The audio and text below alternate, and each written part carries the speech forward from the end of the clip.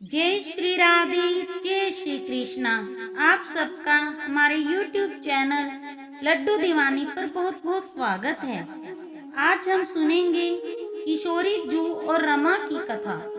किसी गांव में रमा नाम की एक भोली भाली औरत रहती थी। 4-5 साल हो गए थे उसकी शादी को, लेकिन उसके घर पर अभी तक किसी बालक ने जन्म नहीं लिया था। रमा और उसका पति बालक के लिए बहुत तरसते थे। उसकी सास को भी बहुत शौक था कि वह जल्द से जल्द दादी बने। एक दिन रमा के मोहल्ले की 8-10 औरतें राधा अष्टमी के उपलक्ष्य में किशोरी जी के दर्शन करने के लिए बरसाना धाम जा रही थी। उन्होंने रमा और उसकी सास को भी चलने को कहा, तो रमा की सास बोली कि आप लोग रमा को ले जाओ, दोनों एक साथ घर से नहीं जा सकती। घर में मेरे बेटे और पति को खाने की दिक्कत होगी। रमा पहले कभी भी बरसाना धाम नहीं गई थी।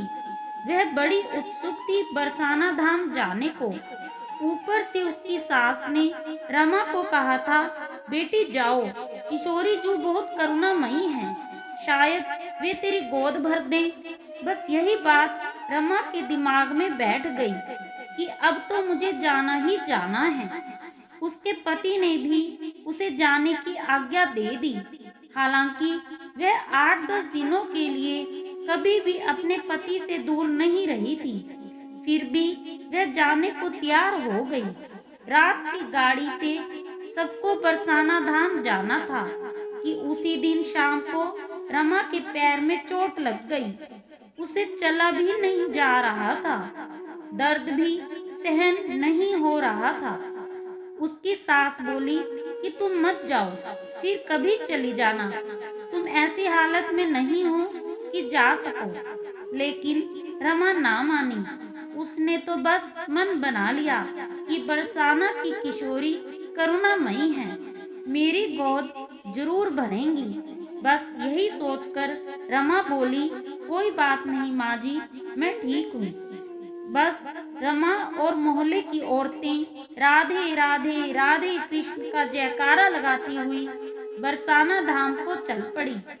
सारी रात गाड़ी में रमा और वे औरतें 1 मिनट के लिए भी नहीं सोई, बस राधे कृष्ण का जाप करती रही। बरसाना पहुंचकर सभी नहा धोकर किशोरी जी के दर्शनों को चल पड़ी। बरसाना की सीढ़ियों पर सब राधे राधे कहते कहते चढ़ती जाती हैं। रमा के पैर में चोट लगी होने के कारण वह धीरे धीरे चढ़ती है। वह सब औरतों को कहती है कि आप अटारी तक पहुंचो, मैं धीरे धीरे चल रही हूँ, मैं बाद में पहुंच जाऊंगी, आप वहाँ मेरा इंतजार करना। सभी चल पड़ती हैं। रमा धीरे धीरे चढ़ते हुए राधे राधे कहती हुई जाती है। अभी वह आधी सीढ़ियां ही चढ़ी थी कि अचानक से उसका पैर मुड़ जाता है और वह गिरने लगती है। तभी अचानक से एक 7 साल की लड़की उसका हाथ पकड़ लेती है और कहती है, अरे मैया, ध्यान से, कहीं गिर ना जाना। वह रमा को इतनी मजबूती से पकड़ती है कि वह गिरते गिरते बच जाती है। वह एकदम से घबराकर उस लड़की को कहती है, धन्यवाद बेटी, अगर तुम ना होती तो आज तो मैं बस गिर ही जाती। तो वह लड़की कहती है, अरे मैया, मैं ना गिरने देती आपको। जब भी वह लड़की रमा को मैया कहती तो रमा को बड़ा सुकून मिलता।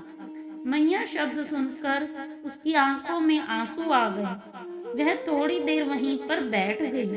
तो वह लड़की बोली, मैया, मेरे लिए क्या लाई हो? रमा हैरान होकर कहती कि मैं तेरे लिए क्या लाऊंगी, मैं तो तुझे जानती ही नहीं कि तू कौन है। तो वह लड़की कहती, मैं तो यहीं रहती हूँ, सब मुझे प्यार से लाडो कहते हैं, तू भी मुझे लाडो कह। मैंने तुझको गिरने से बचाया, तो तुम मुझे क्या दोगी? उसकी भोली भाली बातें सुनकर रमा मुस्कुराते हुए बोली, क्या चाहिए, मैं कल तुम्हें जरूर ला कर दूंगी, मैं अब 8 दिन यहीं रहूंगी। राधा अष्टमी में किशोरी जू के दर्शनों के बाद ही जाऊंगी। तो लाडो बोली, मुझे तो चूड़ी, कंगन, मेहंदी, घाघरा, चोली, माथे पर टीका, गले का हार, बिछुए सब पसंद है, आप कुछ भी ले आना। तो रमा बोली, अच्छा अच्छा, सब ला कर दूंगी लाडो। और उसको प्यार से सहलाती हुई बोली, अब मैं अटारी पर जाती हूँ। तो लाडो बोली, चल मैया, मैं छोड़ देती हूँ, कहीं तुम फिर से ना गिर जाओ। रमा तो लाडो की प्यारी प्यारी बातों से मंत्रमुग्ध हो उसका हाथ पकड़े बरसाने की सीढ़ियां चढ़ती जा रही थी। अटारी पहुंचकर किशोरी और ठाकुर जी का दर्शन कर रमा और वे औरतें वापस धर्मशाला आ गई। वहां आकर रमा को बस लाडो की बातें याद आ रही थी।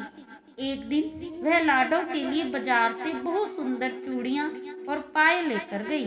वहां लाडो पहले से ही उसका तो रमा ने लाडो को सीने से लगा रमा को देखकर बोली, मैं अभी 8 दिन और यहाँ लाई हो, मैं रोज कुछ न कुछ रमा ने लिए लाउनिया और पायल दे दी। तुझे एक दिन में सब मैया यह तो कम है, तो फिर बाकी मुझसे मिलने नहीं आएगी। तो लाडो बैठ गई, शरारत से हंसती हुई वहां से भाग गई।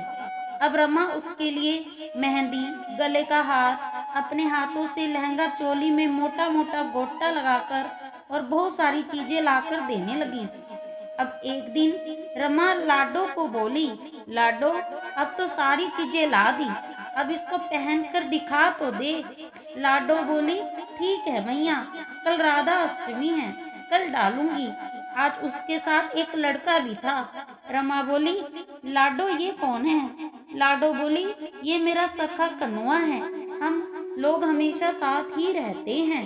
रमा बोली, पता नहीं क्यों आज मैंने सोचा कि तेरे लिए तो सारी चीजें ले ली, और क्या लूं, तो मुझे यह धोती कुर्ता और मोर पंख वाला मुकुट बहुत पसंद आया, आज मैं यह भी ले आई, क्या मैं इसको ये चीजें दे दूं? तो लाडो बोली, हाँ हाँ मैया, यह मेरा सखा है। वो लड़का घुंघराले बालों वाला दूर से ही रमा को आकर्षित कर रहा था। उसको अपने पास बुलाकर गोद में बैठाकर प्यार किया और उसको धोती, कुर्ता और मुकुट दे दिया और वे दोनों वहां से चले गए। रमा मंदिर के दर्शन कर वापस आ गई। अगले दिन राधा अष्टमी थी। मंदिर में लाखों की संख्या में लोग आए हुए थे और इसकी सहेलियां धीरे धीरे बरसाने की सीढ़ियां चढ़ रही थी और सारे भक्त राधे राधे बोलते जा रहे थे। अब रमा वहां पहुंची जहां हर रोज लाडो रमा को मिलती होती थी। आज लाडो वहां नहीं थी। उनको वहां न देखकर फिर उसने सोचा कि अधिक भीड़ के कारण आज वह यहाँ नहीं आई।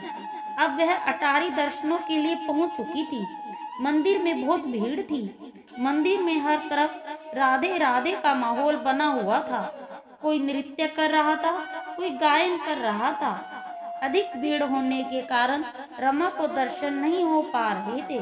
फिर भी रमा मेहनत करके भीड़ को चीरती हुई किशोरी जू और श्याम जी के दर्शन के लिए चली गई। कुछ क्षण के लिए रमा पत्थर सी हो गई, क्योंकि किशोरी जू ने वही सब सामान पहना हुआ था जो रमा ने उस लड़की को लाकर दिया था। वही मोटे मोटे गोटे वाला नीले रंग का लहंगा, वही पायल, और ठाकुर जी ने वही कुर्ता, धोती और मोर के पंख वाला मुकुट पहना हुआ था। तभी उसका माथा ठनका। यह क्या, ये गहने कपड़े किशोरी जू ने कैसे पहने? तभी उसने पुजारी जी से पूछा कि आज की वस्त्र और श्रृंगार सेवा किसने की है? तो पुजारी जी बोले, आज वस्त्रों की व्यवस्था खुद लाडली जी ने की है। पता नहीं, आज जब हमने मंदिर के पट खोले तो ये सब वस्त्र यहाँ पड़े हुए थे, तो हमने किशोरी जी की इच्छा मानकर इनको पहना दिया। रमा तो बस मूर्छित होते होते बची। उसको तो विश्वास ही नहीं हो रहा था। वह अब सब समझ गई कि वे जो रोज मुझे लाडो मिलती थी वह साक्षात किशोरी जू थी और वह कन्हुआ ठाकुर जी थे। रमा तो जैसे पागल सी हो गई।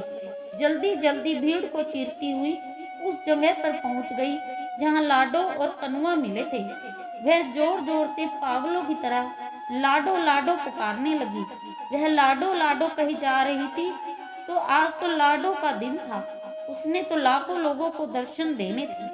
रमा बौखलाई सी कहती जा रही थी, लाडो, मेरी सूनी गोद की लाज तूने मेरी गोद में बैठकर पूरी कर दी।